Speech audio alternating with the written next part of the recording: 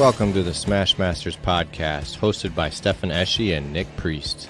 This is where we dig into the auto body collision repair field and talk quality repair methods and how the industry is always changing.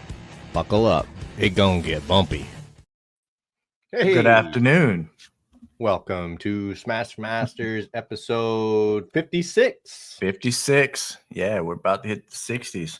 Bullseye Dent joined on Instagram. What's up, buddy? How you doing? Hey. Yeah. Good to see everybody. We did not go live last Monday. Sorry about that. I was traveling, so we Rivian Day Traveler.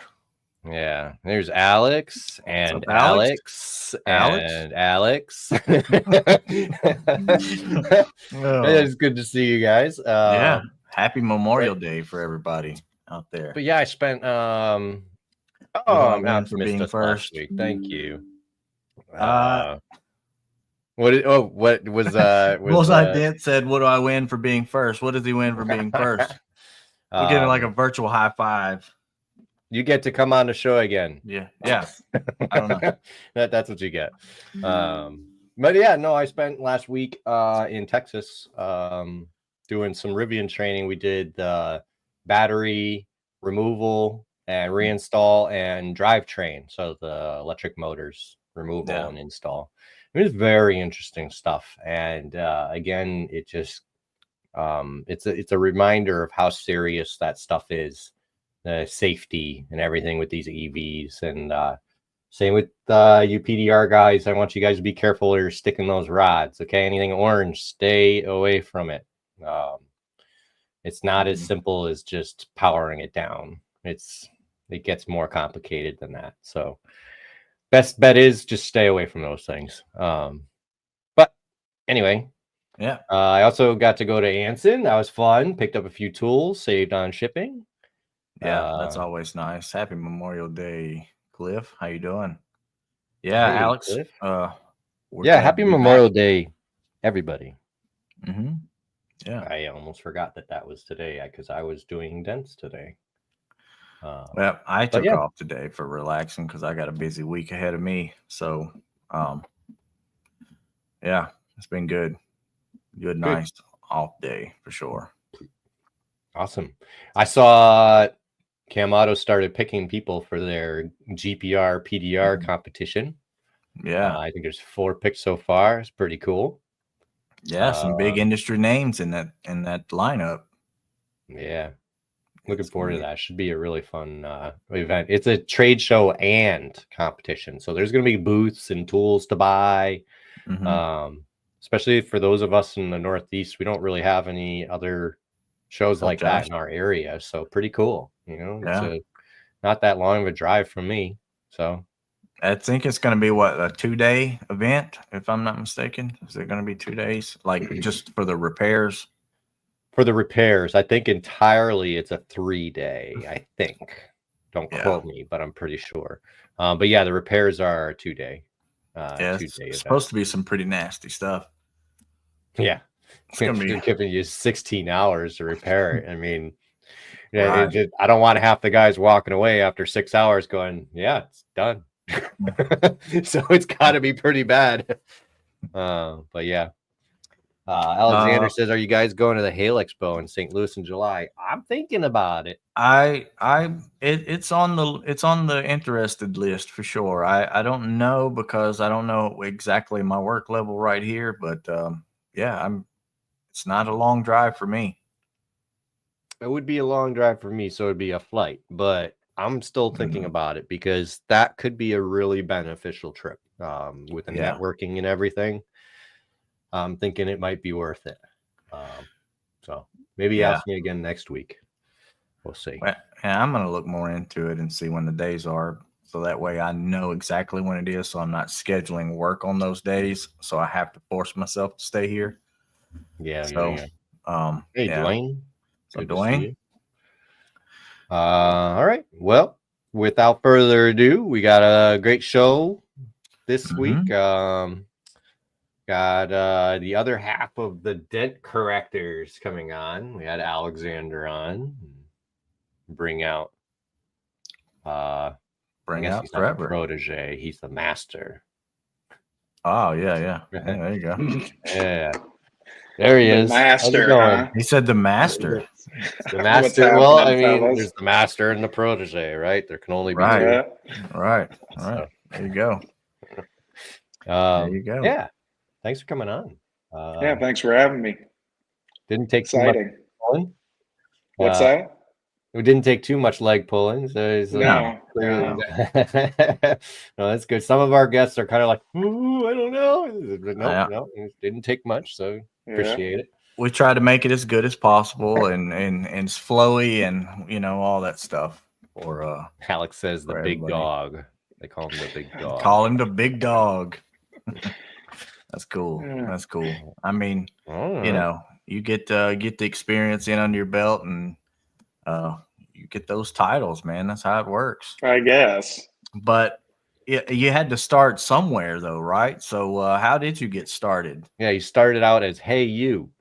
Yeah. Yeah, right. It's just like the rest of us. But yeah, back yeah. in- So body What's work, that? right? We're starting Yeah, body in- work. Yeah. In 09, 2010-ish, I think. 09, I went to, or that's when I started working at the collision center. I never went to any trade school.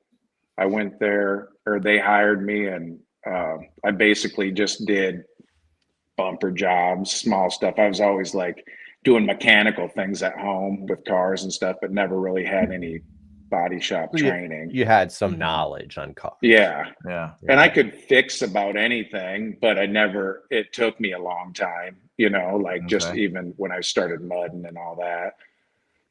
Sure. Right. So it was probably 3-4 years of just working hourly, learning the ropes.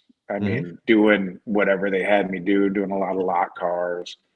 And then I went on commission. Probably.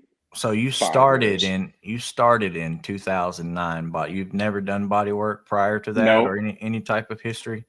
Okay. No, just at home, like doing random stuff, or I was working on cars and stuff, but no, Right. Okay. no actual training. And right. after actually, I left for 6 months to go try another job. A guy kind of talked me into. He just did some sheet metal work. I left there just to try something different because at the time I wasn't on commission. I liked my job and everything, but just pay wise and everything like that, the other job was offering me more money. So I left for like 6 months. Then my boss at the time kept messaging me, asking me when I was going to come back. And so I kind of played it a little bit, basically like, if I get more money or whatever. And they ended up offering me quite a bit more money just to come back. But then the stipulation was to go on commission. And I was kind of like nervous about it just because I'm like, I don't know how many, if I can hold the hours.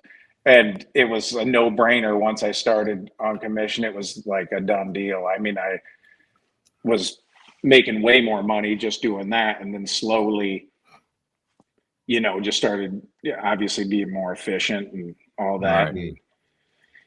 And after a while, one of the head guys, in the shop after, it probably 8 years, I was doing all the heavy hit stuff, all the, major collision stuff. 8 years total, or 8 years after that initial? No, probably from when I started. I'm just saying, no, probably I was doing major stuff after, when I went on commission. But after, probably 8 years or so, I was, one of the top guys there. Yeah. And you're right in line time wise with most of the people we talk to. I mean, you hit one off the bat. We always ask generally how much time it takes for whoever we're talking to have gotten comfortable doing body work. And you answered it right off the bat, because you said it was 3-4 years until you were on commission. So it literally took you probably 3-4 years to get comfortable with this kind of stuff, right? Yeah, exactly. So right. You're right on par with everybody else, which is That's Except true. Alexander, who said he picked it up in a year because he had someone as great as you teaching him. That's a rare case right there. Most of us don't have someone nice. Yeah, they put him on commission. Yeah, pretty quick. I remember. Yeah, when he started, but he had went to. He went to school or whatever, and he was kind of the same way. Did a lot of stuff at home, so he wasn't a total idiot. It's kind of difficult too to build your tool collection of what makes you the fastest. And I know we don't touch on that topic a lot, and you can just run and go buy any kind of tool that you want, down at Harbor Freight or whatever nowadays. But once you get your tool collection set up the way you like it, then you can really become fast and good at your job. I mean, I don't know about you guys, but I've tried to work in other people's toolboxes. Like, say, for instance, when I worked in Memphis, 80 miles away, and I forgot my toolbox keys. Yeah. I've did that a few times, and I had some stuff to do, and I was lost, dumbfounded. I'm like, I don't know what to even do here with how these guys have their tool setups done. Right. So you could even be the same tools, but I have just not set up the same way. Yeah. Right. I have tools that I like to use for certain things, like wobble sockets, magnetic sockets, so be it, whatever. I have those certain applications where I use these, and when you take that out of the element, I get lost. So for sure. Yep. No, I know I can't work out anybody's tool. It's like it's faster for me to walk over to my tools and get them than even if I'm helping somebody in their stall. I mean, 100%. Yep. Yeah. I didn't know. Yep. I didn't know if I was the only one there that had that problem, but no, I think with about everybody probably, unless they're just a total slob to begin with and have their stuff everywhere. I mean, those people generally can't work in anybody else's toolboxes because they only know where they put their stuff the last time they used it. That's how they find things. I used it last over there. Right. Speaking of tools, though,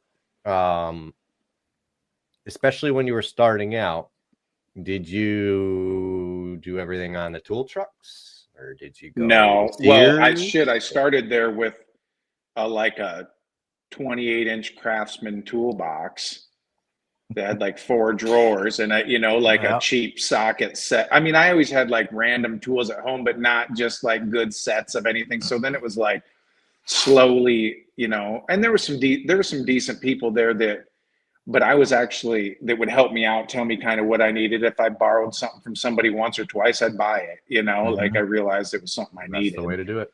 Yep. But it was. And there were some guys there that would show me the ropes, but I worked actually in a whole different area of the shop. So I was off by myself. So it was nobody really could see me if I screwed up or whatever, I mean, I could make anything look good when it left. Right. Just to get there was maybe a different story. Yeah. And then slowly I would buy stuff off the tool trucks, and there wasn't a Harbor Freight around or anything like that you could just go get real cheap tools. I mean, there's always stuff you can get cheaper, but there wasn't a Harbor Freight that just had everything. Right. That was it's way more popular now than it was back then for tools and stuff for sure. So I would say in a sense it's kind of easier. I don't know. Maybe starting out for me, there were no Harbor Freights. You had to drive pretty far to get to a Harbor Freight.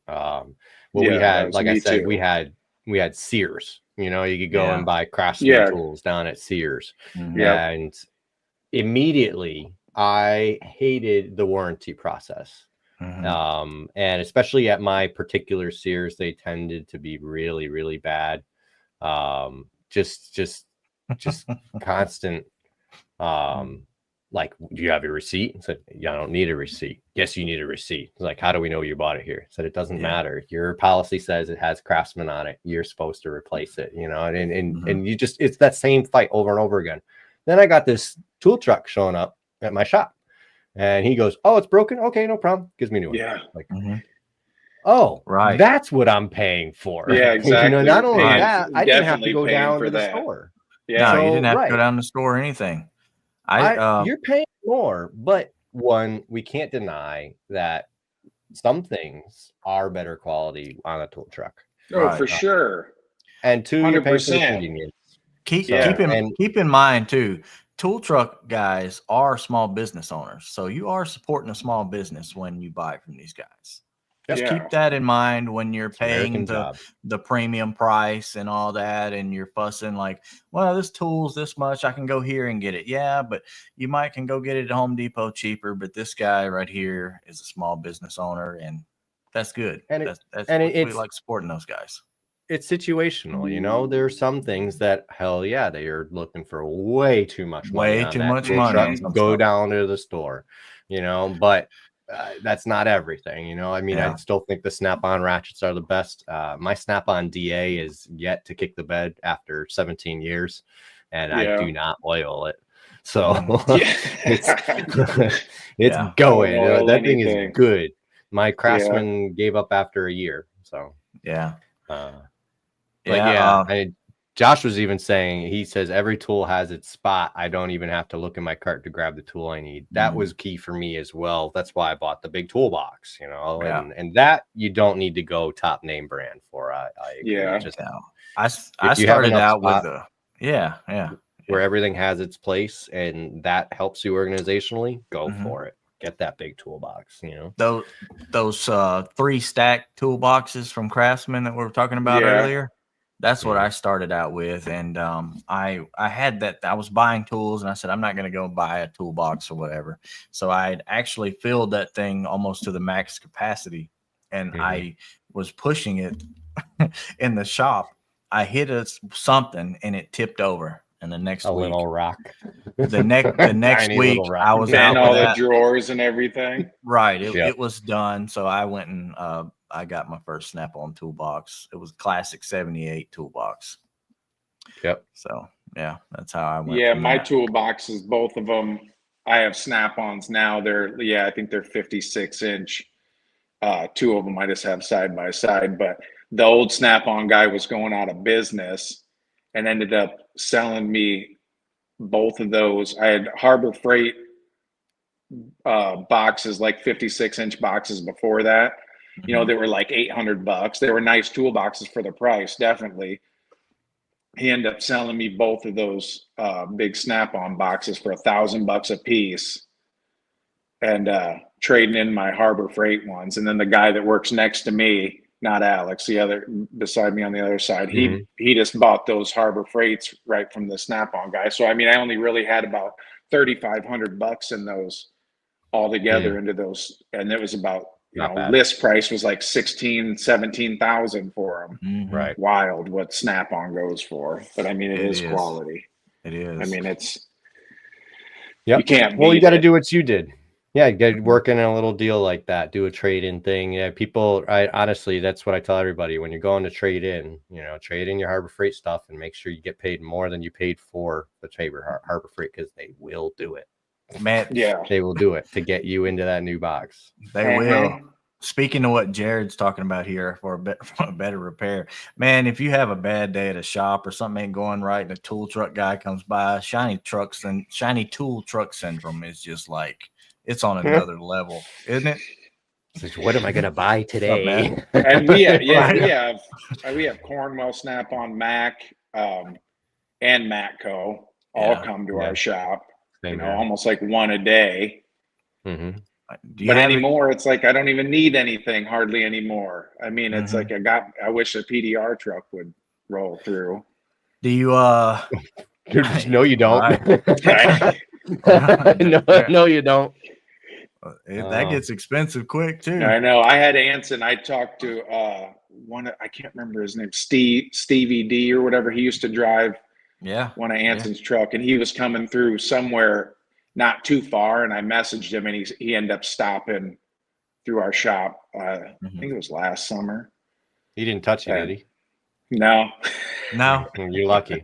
Yeah. That guy, you gotta watch out for that Stevie D. Yeah, right.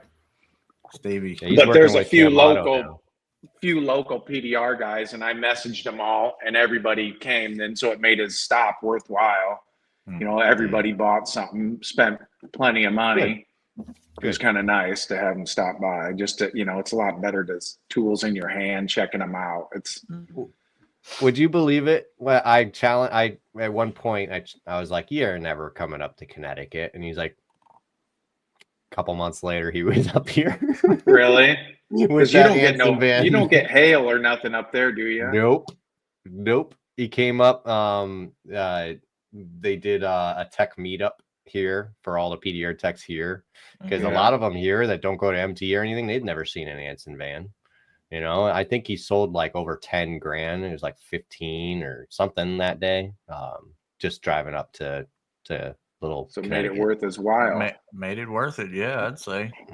Yep. And he was also coming up here to do to help Cam Auto over at the Northeast Trade Show, which I did as well. So does he work for just Cam Auto now? Just Cam Auto. Yep. Yeah, that's what I thought.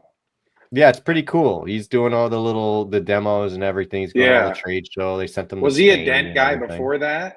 Yeah. Still is. Yeah. Still is. Yeah. He does hail. I just wasn't sure. Yeah, I wasn't sure what he did before that. I didn't really know him. Just met him that time. Yep. Yeah, I'm surprised he's not chiming in right now. He must be busy. He's got to be busy. Probably making videos. He's getting quite popular over on the Cam Auto page here recently. Yeah. Yeah, that's right. They make some good stuff. Yeah, they really do. And for those that I know we touched on it before, but the GPR PDR competition in July up there should be an awesome event. So got some time to go up there. Make sure to get up there.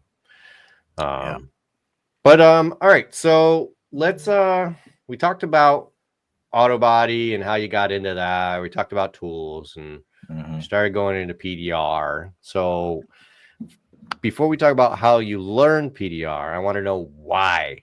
What drove you to do that? Just interest in it. I mean, it looked so easy, and people just kill it making money. You know, you're like, I mean, I just figured. I mean, it was actually working on a quarter panel one time or actually it was a rear body pan. They got smoked, so it buckled the quarters a little bit, just barely, but put a couple dents in them. And they called the PDR guy. He came in just to push the dents out quick before I finished putting the body pan in.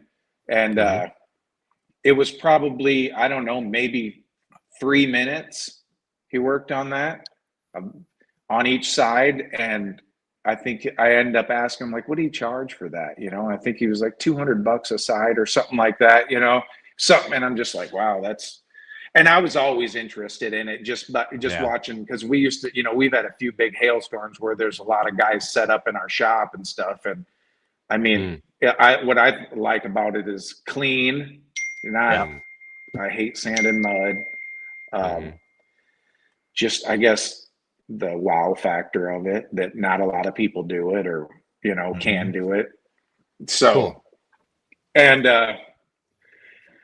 so it's yeah, right like 2018, I just asked my boss if he would maybe send me to learn PDR. So he started looking up different places, and then he found Ding King. And he signed me up for that. Me and another guy who doesn't work for our shop anymore, because it was basically like buy one, get one free kind of thing if you sent somebody from your shop. So he sent him to, me and him went to California for 2 weeks.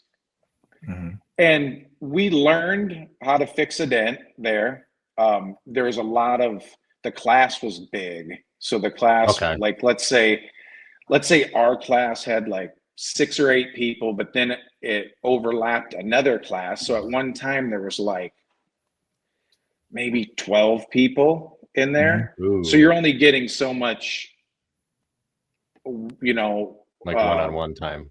Yes. Yeah. Which the guys that were there were great, you know, but it was still only so much that you learned there. But, you know, people think you're going to go to a 2-week course and come back and just boom, start a business, you know, and that's real hard.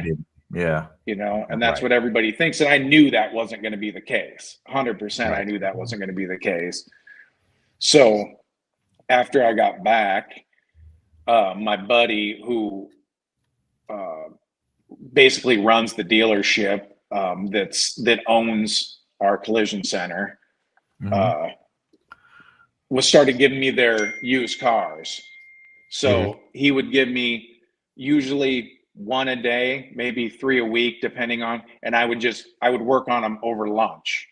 So I was still doing my regular work, still turning the same hours I was turning, and I was practicing. So I would do that like every single day. Then I probably did that for a solid year.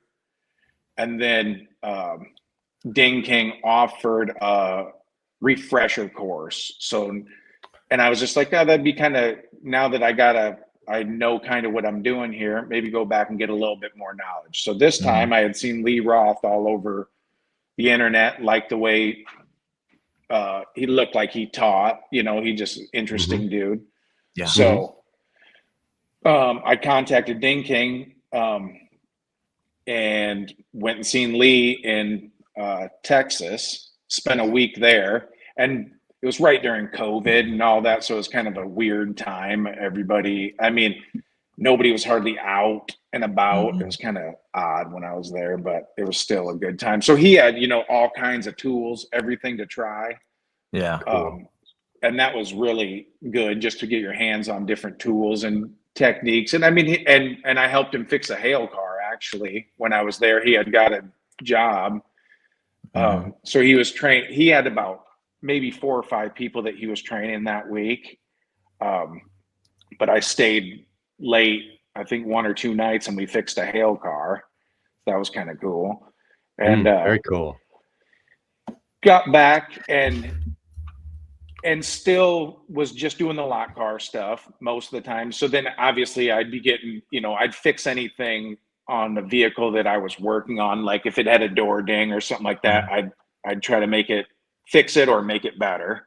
Yeah. Yep. Or just a blend panel or, all the, where there's little dents. And then after that, I started doing all the customer PDR stuff. Now that was probably a solid 2 years after I had been practicing, That sounds about right. And felt like I was good enough to do customer cars, and started doing all that. And then got the other, there's 2 dealerships that own our collision center. And then I started getting their work too, which they're a little bit bigger. So it was keeping me pretty busy. So now it's 50% of my job was basically doing dents now and still collision repair. Okay. And then about 3 years ago, I started actually doing insurance hail work. Like I felt I was good enough then to tackle those big jobs. Yeah. And meanwhile, in between all that, I was doing smash work and I was trying to get it as good as I could before it went to paint, with glue and everything like that. But I actually bought glue stuff, Kiko set in 18 before I ever even went to any training. So I kind of had That was my next question. Yeah. Right. Yeah. A little bit of the glue knowledge, I thought, oh, that looks pretty interesting. I was looking, seeing it on the internet and all that, people using it and this wild stuff that glue would do. And you bought it yourself? Yeah. Okay. Did you buy training? Yeah. No. And I didn't buy, I don't even think they had like those L2, 1 or 2 cards back then. Recent.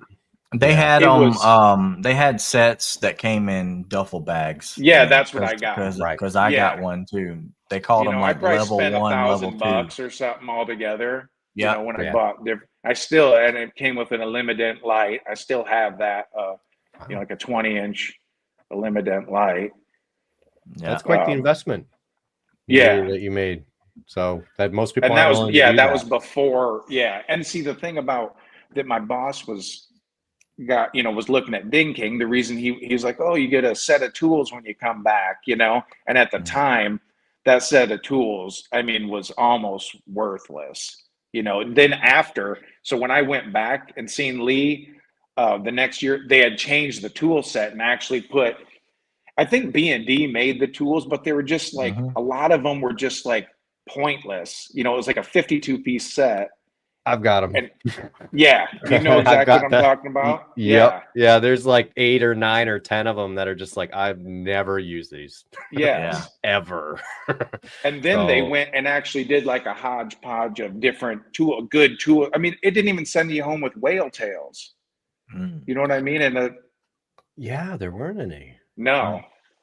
And that's what blew my mind, that there's no whale tails in there. And I mean, there might have been one in my kit. There might have been one. How old was yours from?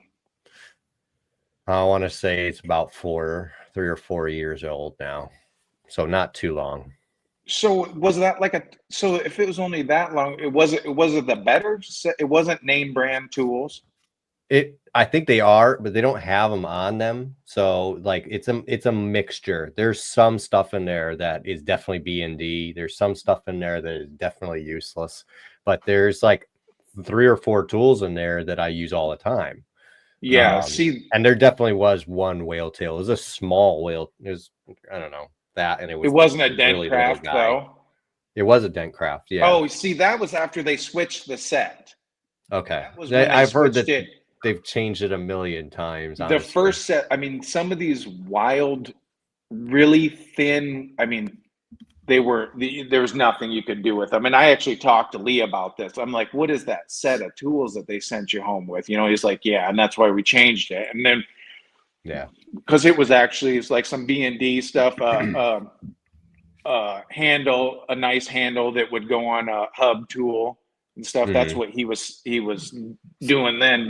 It was a year later, I think, but after I left, so I just got the junk tools. But so then I started buying my own, you know, right away. Yeah. Right. So when you went to training on this first time, that's what they had you training on, that first set of tools there. Yes. Okay.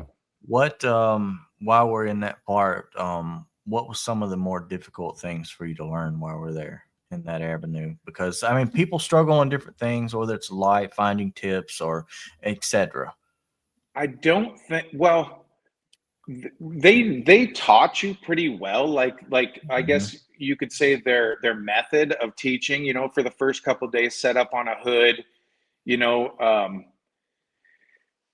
doing different knockdown and you know, making high spots and stuff like that in a certain pattern and whatnot. I don't remember exactly what they did, but so I think I caught on fairly quick, but there was not too much. I think they had a rental car there and they put a couple dents in it, you know, in the quarter or whatever, like, but they were all like easy accessed repairs. I mean, that's what you need to try to learn, but you know, once you get back in the real, so I don't think anything there was super hard, but they didn't push you super hard to do, you know, it was all pretty easy stuff. From what I understand, that's how most trainings are. Yeah. I mean, because like I hear from the Dent Wizard guys that they spend 3 months working with easy access. And then they get out into the world and they work underneath another dent tech. And the first complaint is always, why can't I get at anything? Yeah, because this is the real world. Now it's harder to get to things. These are placed for you. Right. That and probably being in collision work helped identify like some of the problems that people would normally have. Like finding a tool tip is a big problem. But since we have it easier, we work with tools and hammers and stuff already, you can kind of pinpoint, you know, just from reaching out where you're gonna land at mentally. So those things aren't really a huge concern. And like one of my biggest things was figuring out how to read the actual light, moving it around enough to see what you're doing. Keep that light moving. That was my kind of thing. Because there for a little while, I wouldn't move the light. I would try to move my body to kind of accommodate to the light. And you can just reach over there and do that. If I wasn't so stubborn all the time, I could just move it and simply, you know, have it easy peasy right there. But yeah, that's some of the stuff I like to ask people there. Yeah, definitely reading the light took a long time. I mean, really to really understand it. I mean, like they explained it pretty Hint into good it for there and sure. stuff, but it wasn't. Yeah, it took me a long time before I actually figured out where to put the light, how to, Right. Yeah. I mean, like what was actually high and what was actually low. Mm-hmm. I mean, that was more just constant practice but finding the tooltip was hard too, right? I mean, it was, when you're doing a lot of dragging back and forth, just, see where you're at. But Yep. It takes some Yep. getting used to, some muscle memory, and Yep. when Yep. you don't have the first PDR tool you've ever bought, that drill bit with you, yeah. and you have to go around all that stuff, then it does make it difficult at times. Uh-huh. But being a Sure. body tech, knowing how the knowing what's inside of there Yeah, helps you out too. Oh, yeah, it big does. time.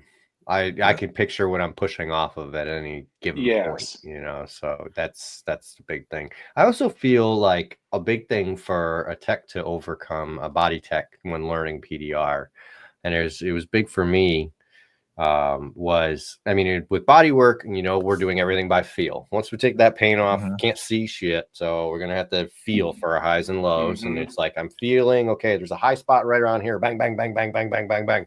Did I hit it? I don't Mhm. know until I feel again, Mhm.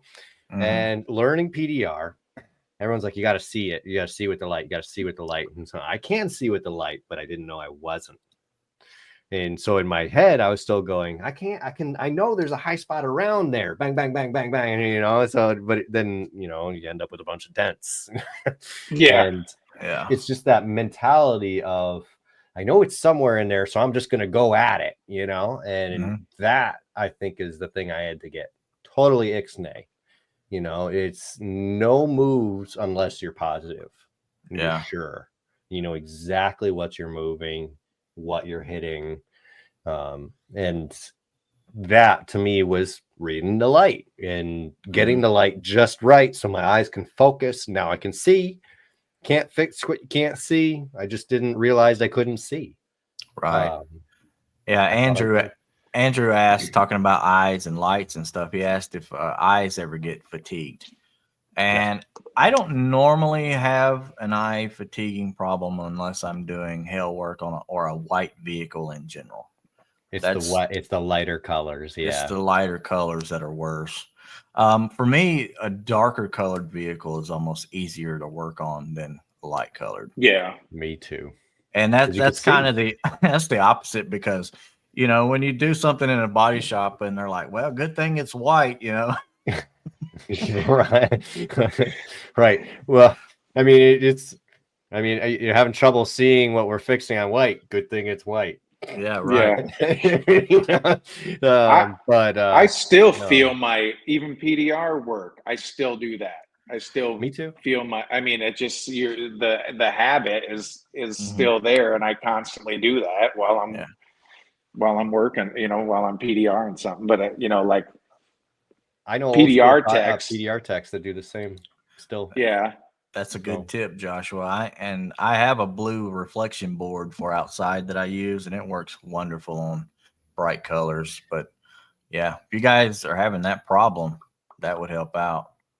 I think a blue light glass filters out blue light. I don't think it. Yeah, I don't know. I've never wore them.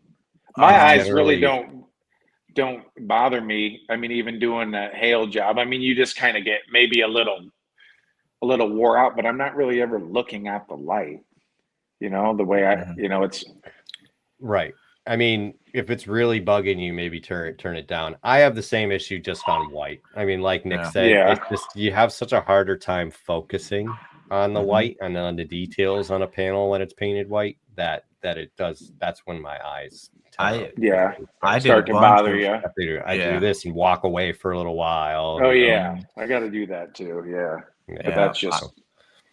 I did a bunch of white hail cars all at one time, and that it does wear on you. The colors does. Yeah. So do you get a lot of hail then? Yeah, there's a good bit of hail work throughout here. Yeah, there was just some recently in Starkville, over in Middle Tennessee where Dwayne's at. I think he got some. It's still coming through now. I mean, it's kind of all over the place right now. I mean, you could drive anywhere around here and find some hail work. Yeah. Mm-hmm. Sounds great. I've got Yeah, some it is. scheduled. I mean, next week. the stuff we got right now is just smashed up. I mean, it's not. It's bad. Like, Oh, okay. I mean, we have. I don't know. We have probably. I looked at probably 45 cars, maybe. Maybe half of them are fixing them, but each one you could definitely put a roof on it. Yeah. And it's kind of like, well, I'd rather be doing, you know, shitty hail work than no hail work. But me and Alex are just yeah, that right there, that vehicle. I could tell by this look here that you gave. that right there, that little yeah, that thing. I mean, why is that one there too? They're all just smoked. I mean, that thing had over 100. That Miata had over 100 dents on each one of those side panels. Yeah, that quarter was miserable to fix. I mean, Alex knocked out that fender and the door and the rest of the car. I mean, it was like the hail came sideways on that thing totally. Didn't even hardly get the other side. Only a few dents on the other side. He had the whole car basically done by the time I had the quarter done. It was miserable. But that truck, that thing, I mean, once we started fixing it, I'm like, man, I made a terrible call on this one to fix it. Because, I mean, when I actually started counting the dents, like really what's on there, and I mean, and I think there's like really 700 to 800 dents on that roof. And I mean, and we spent 2 full days, both of us on the roof. He went in just Saturday, worked on it for another 8 hours, just cleaning it up. And then me and him both went in there today, worked on it for a few hours, just cleaning the roof up. We're like, yep, that was, but I guess you know which ones to kick then after that. You will learn. You will learn. Yeah. I've definitely learned that. My say no button's getting a little more brighter so I can see where to press it. Yeah. I mean, because it's almost, you look at everything, you're like, yeah, I can fix that. But then at the end of the day, does it make sense? You know, or does it going to pay out right? You know? Yeah. Right. Yeah. It's understandable. But, and then it's like a weird hailstorm because some of them are just pounded like that. And then other ones just have like huge baseball size dents on it. Like, and it might only have 20 dents on the whole car, but they're super stretched. And that we've been using that K-Power, the mini one. And we haven't had any, I can't believe it, but we haven't, I have a, like, you know, a carbon shrinking box. And, you know, but only if you can get to those dents, but we haven't had any of them huge things, oil can using that K-Power. That, I mean, I don't, and we've just been putting them on every single one of those dents. And it's, Danny Hacker just joined on TikTok, but yeah, that K-Power is an amazing tool. It is. I mean, like, cause I have a Metal Medic, like spreader bar. And I mean, and you know, before we got that, I'm like, okay, they're all kind of the same, but with those strap tabs on that K-Power, the thing is wild. Like, I mean, you can just watch that thing spread stuff apart, and I mean, makes the repair so much cleaner. You guys just do you have the small one or the big one or both? Both. Yeah, we have both of them. What do you find yourself gravitating to? Well, for the hail, it actually worked out really good. We got the small one right when we started getting these huge, I mean, because these huge baseball size hail dents. Shoo, there's Danny. So, you know, but the big one, you know, obviously depends, what you're doing. The big smash stuff, the big one's great. But for those small, it's hard to set that big, 3-footer or whatever it is up for a hail dent, but that thing is slick. I couldn't believe how well that thing worked. I mean, you just don't know until you try it. Right. So the little one, pretty much you're just using it on the hail stuff? No, well, that's just when we've only had it for okay. Maybe a month or so, and that's when all this. So to tell you the truth, that's all me and Alex have been doing now for close to a month is hail work now. Okay. Yeah. Okay. So I'm only asking because I don't have one yet, and I'm wondering which. I need both, but I'm wondering which one I should order first. So I've been asking. Oh, you don't have one, huh? No, but I've used them. I've used them because we went to the 5-day training in Oklahoma at the Kiko, and we put those things to the test, and that is one hell of a tool. Yeah, it is. It's especially awesome. with all the little attachments that you can get with it too. Like it works with straps, it works with the metal foot to push out like edges and quarter edges and wheel wells and everything. It can lift a car. I mean, I don't recommend that, but it can do it. I just can't believe how them strap tabs don't leave any collateral damage. That's the problem with a lot of those other ones. Was the tabs diving down, you're done, you pull it off, and you have 2 more big dents to fix. Right. Yeah, there's a few things at play there. But yeah, the tab straps are. I actually have not used the tab straps, but the you haven't.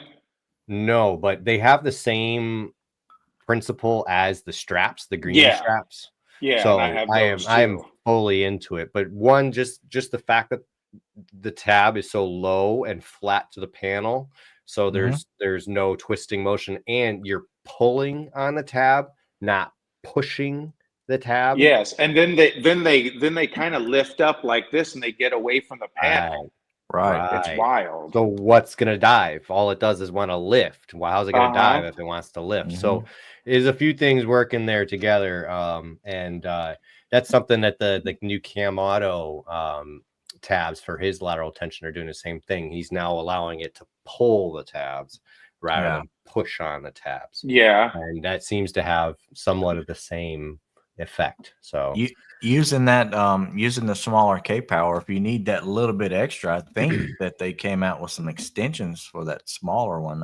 I don't know if they're all the way out yet, but Danny can let us know. But those seem like they would be good to have for that. Extensions, they thread on. So Yeah. the threads that stick out, it's just basically like, think of a PDR extension for your rod. Like it's like that. They thread onto there, and then you thread the things onto it. So it allows you to bring the strap tabs out further. Oh yeah. Just a little bit. Somebody pointed out that the strap textures, Matt Boy, the strap tabs, when used with the junior, the smaller one, you're kind of limited to like them being that close together. And that's why they work so good for the hail. Yeah. Right. But sometimes you want a little bit more room, and exactly. if you don't have the bigger one, so like that was a great idea to put those little extensions on there. And I think Danny said either do I too. He doesn't have his own K power either. I bet. Imagine that he doesn't have a K power, huh? Oh boy. But yeah, I guess I'll let you know when I order one, and you have to order one too, Danny. Yeah, right.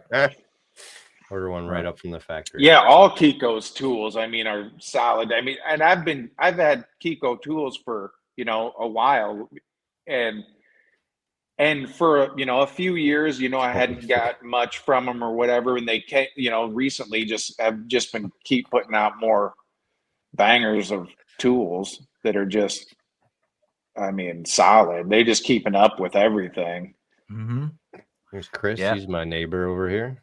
I mean, K powers, not K power, but Kiko tools are definitely on my go-tos, everyday use stuff. I use them every single day. I am a Kiko guy. I'm highly impressed in their research and development. I see a lot of companies basically designing something and throwing it out. Jump the gun. Right. Let's slow down. Let's test these things. Let's make sure it's a good product and then release it. And I'm seeing that time and time and time again with Kiko. And it's like when they came out with impressed. dead center tabs, that was like game changer. Big You time. know, I mean, just and them little tiny crease tabs that they have. I mean, all that stuff. That I use all that stuff. I mean, every single day. Oh yeah. You know, and there's also a lot of good tools out there, but they just put out a hell of a tool. I mean, I didn't even know must-haves. I didn't know there was technology built into tabs until I dove into Kiko, and it's like, oh, you guys are real specific with this stuff. But it's because of all that R&D work. Yeah, right. Let's make it like this and try it. Nope, let's change this and try it. Nope, let's because they were just like a plastic company to begin with, weren't they? A mold company. I mean, they still basically are. I mean, the Denver Fair is just a part of what they do. But which now I'm sure it's probably a major part of their company. I'd assume now. Yeah, it is. Sure. It is. Yep. But they still have contracts with other companies. They spit out plastic parts for other companies. Really? Too. As the last I knew. So things change all the time. But I don't want to speak for them. But that's what they told us. Yep. Do you guys have a bench top polisher to polish your blending tips? Not yet. I do not. I just use my little buffer. That's what I do. But buffer. Honestly, lately I've been putting Tessa tape on my VIP knockdowns, a little tiny square of Tessa tape on the end, and I find that it actually works kind of nice.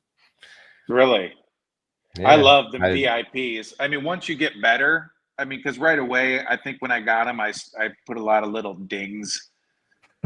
Collateral damage, I'd say, you know.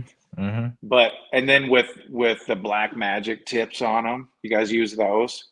Yeah, I love them. I do too. I mean, those are game changer too. I mean, and they hold up so good. Yep. And they're so cheap. Not to mention, it's a great company to support. Yeah, right, for sure. Right. Yeah, it's a great company to support. But yeah, those are great tips. They really are. It's a different compound. It's a different push. I mean, it's like I feel like I have an intermediary between the cherry cap and the bare metal. I go to the black magic in between. Yeah, and they're not slippery. Nope. I push nice. We were actually pushing with the VIP lately. The VIP knockdown, pushing with that, with one of those tips on there. And they hold up good for that too. If you push with the aluminum version or that Anson sells, that thing will bend on you. Oh yeah, I bet. Ask him how he knows. I will. I did that with an aluminum extension from Edgy. I threw that on one time, not even thinking about it, and started cranking on side loading, or I don't remember what I was doing. All of a sudden, it was not its shape anymore. Yeah. I do. To answer Andrew's question, I want to ask Trevor, do you guys have a pull tower at your shop? We just have one that we actually made. Okay. So they were throwing, it was an old, it's called a Versa Post. So it was something that Chief made, and you can't even find them. We tried looking it up on the internet. So it was just like a big solid plate. I mean, we're talking a solid 1/2-inch steel plate on the bottom. I know which one you're talking about. 2x2 square maybe or something. And it had a big 8-inch tower pipe or whatever you want to call it. So it didn't have no collar to go around or nothing. It was in our storage room forever. The maintenance guy threw it away, and it's heavy. It's super heavy. And I'm like, man, that might make a good. So it was set up to like hook to a floor pot or something to tie it down, I think. Right. So me and Alex dug it out, set it off to the side, and I'm like, and then we were just gonna make some rig up to hold it, like what's that big aluminum perfect pole or something? Is that what it is? That big aluminum pole tower that he jacks up the car with or runs the tire over. We were gonna do something like that. And then we started like researching how the vacuum worked, how to use that vacuum suction. And we turned that thing into vacuum suction, for like $12. I mean, it was crazy. It was crazy how that works. And then, so then we took a collar off of something else, chopped it all up, and put a little strap winch thing from Harbor Freight on it. Cool. And just recently, Alex got a little vacuum pump. So now we can it's battery operated, little vacuum pump that goes on. That thing is solid. I mean, but it's clunky, it's heavy, it's not ideal, but it does the trick. And I mean, I haven't used the frame rack I used to use that quite a bit to do, big glue poles and stuff. And I haven't used that since we've had this rigged up, probably a year and a half. Wow. Yeah. Okay. Well, I personally, I think there's a couple good vacuum towers on the market. I mean, I like anything that you drive up on, like the Perfect Pull. You mentioned that. I mean, that sounds like a really good setup if you've got the shop to keep that in and everything. But for vacuum towers, there are two that really stand out. I mean, the one that's been the best for the longest, I think, is the Cam Auto Black Pull C. I really like, especially the battery powered version. It's just so quiet. I have the battery powered version, and that thing is golden for mobile tech repair or any type of work like that. Especially with mine, I got the Milwaukee version, so I can use my M12 batteries. I don't have to buy another battery platform or anything, and I can just roll it right off my trailer into somebody's garage or wherever I need to go. And like you said, it's real quiet. It's got a gauge on the front that shows you the amount of suction it has. And when it starts to kind of lose a little bit of that suction, it automatically cuts back on for you and cuts off. So it only generates vacuum when it needs it. Right. It's not running. Yeah, I've never seen one of those in person. I've only seen even when it does it, it's quiet. It's like it's quiet. And so is that vacuum pump that we got, that Alex got for ours, is super quiet too. It sounds it gives you the sound, reminds you of something that goes into like a fish tank pump, like a water pump. That's about the decibel level it's at. All the ones that use shop air are massively loud. Massively loud. I mean, some are better than the others. The Kiko one isn't so bad. And even the Cam Auto one isn't so bad. We had an H and S one at my last shop that was, you had to throw a blanket over it. You couldn't get it anywhere near it otherwise. It was just too loud. When I did ours, so I just got a little, like a muffler. It was for maybe something that would go on like an air compressor for the little muffler that screws in there. I mean, just a little tiny thing like this. It came with that. I stuffed it full of Scotch-Brite pad and put it in. And our air one is pretty quiet too for what it is. So we made ours so you can still put you can either put the vacuum pump on it, or you can put like a T on there and use air, either one. Okay. There you go. That works. But that's pretty, I mean, it's pretty homemade. It's pretty, I mean, it works, but it's heavy. Yeah.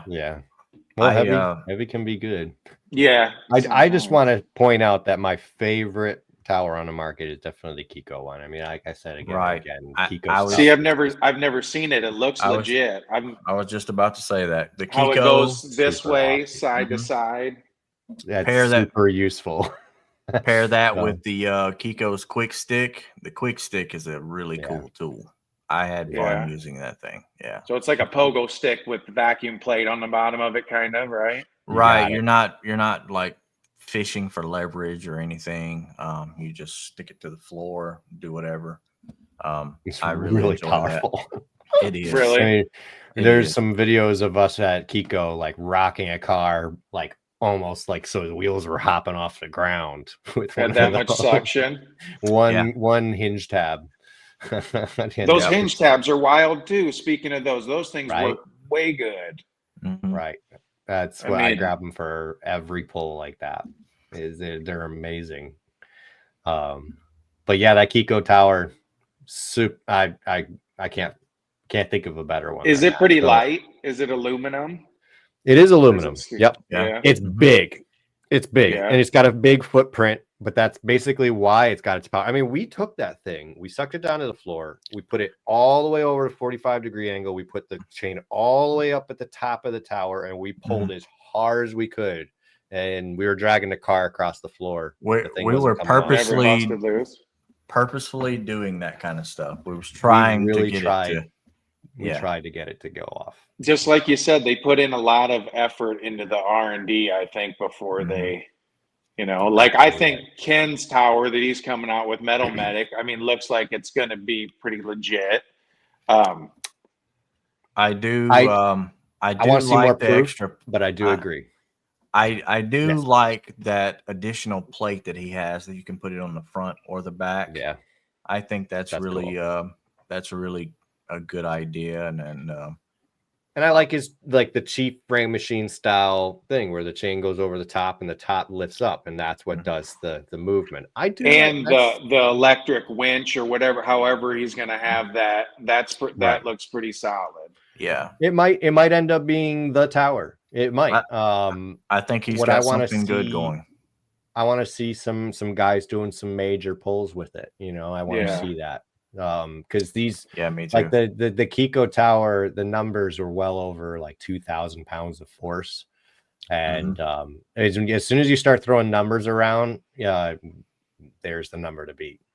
Right. I just So haven't seen that yet. what is their seal on the bottom? Is it just, I mean, does it hold up pretty good? See, what we used was just like a 3M rubber kind of seal that we've had to replace a couple times just because it gets chewed up, but our tower's so heavy too.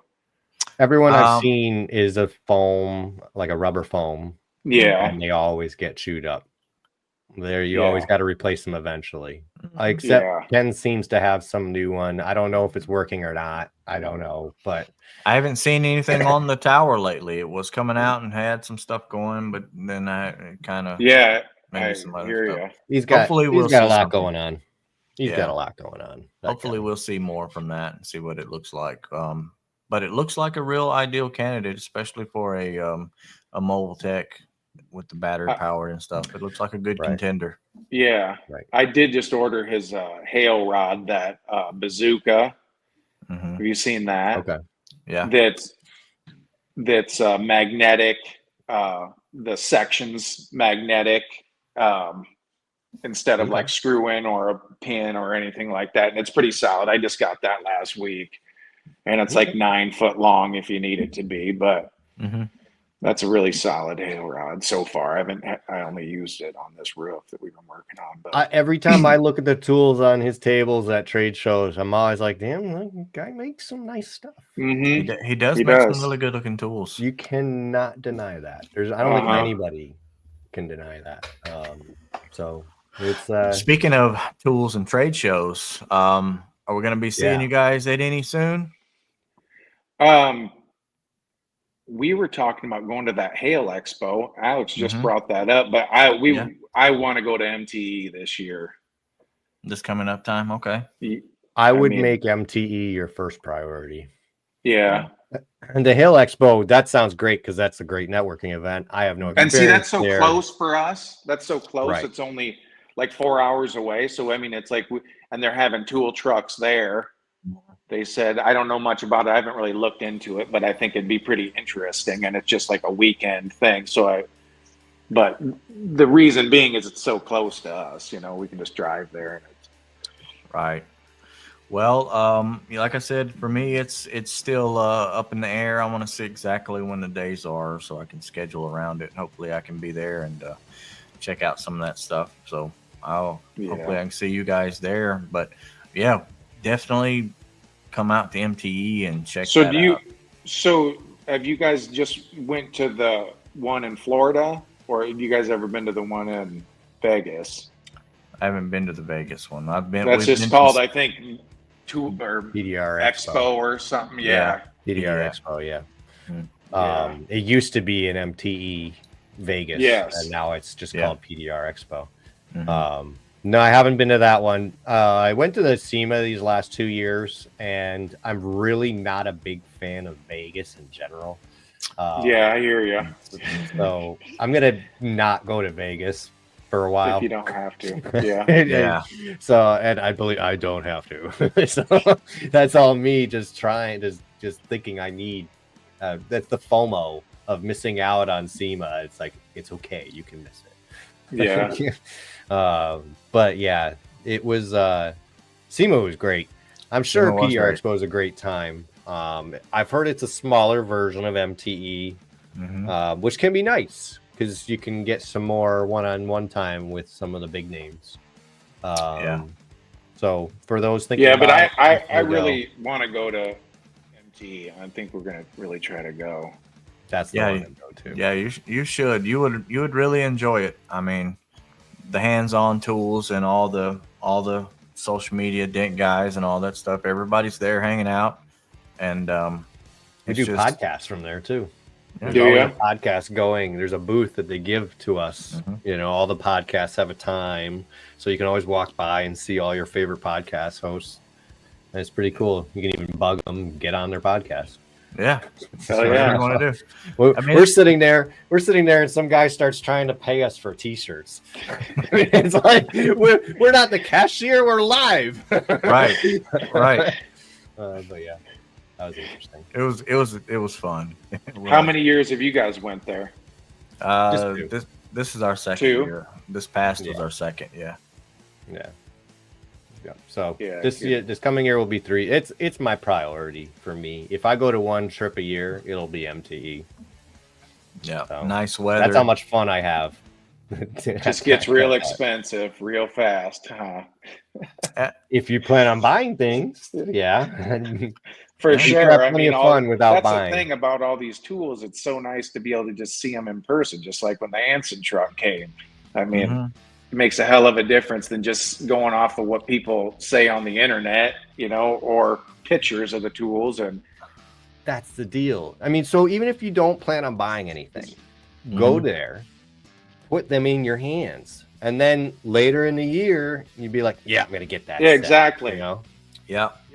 Done. Yeah. I mean, that's as long you had it in your hand, you made your decision. I mean, how was I going to buy my first blending hammer without going to MTE? Like, that was my goal going there the first year. I didn't see it sound silly. He went and touched everybody's hammer, like every hammer. I picked it up. Around, so would you go with? Around, hitting people with them? You know. Your first blending hammer, then. Which one did I get? Yeah. One of Metal Medics. Yeah. Which I still use it more like in the the rail blaster or something. Yeah. Yep. That's the one. I think that was the first one I bought too, the short one. Yep. Yeah, I think that's it. Yeah. Yep. That's the one I bought, and I still use it. I mean, I use my Kiko carbon fiber hammer now pretty exclusively. Yeah, those are nice. I know Alex just bought that longer one. I don't know if it's 18 inches or something, but yeah, that thing is nice. Oh, I need that. It is. God, I might do a tool order tonight. Well, let's wrap things up. It's been an hour. I don't want to hold you too late. But thanks for coming on, Trevor. Thanks for having me. It was fun. Yeah, I have a feeling some people are going to really benefit from this conversation. So thank you. I hope they do. Yeah, for sure. Hell yeah. Yep. Yeah, Alexander, 16-inch Kiko blending hammer is chef's kiss. All right, I'm gonna have to order one. Done. There you go. Done. All right, everybody. Thanks for watching. Thanks for subscribing and following. And if you don't, then thank you for doing it right now. Right. Absolutely. Yeah. Bye, everybody. Hey guys.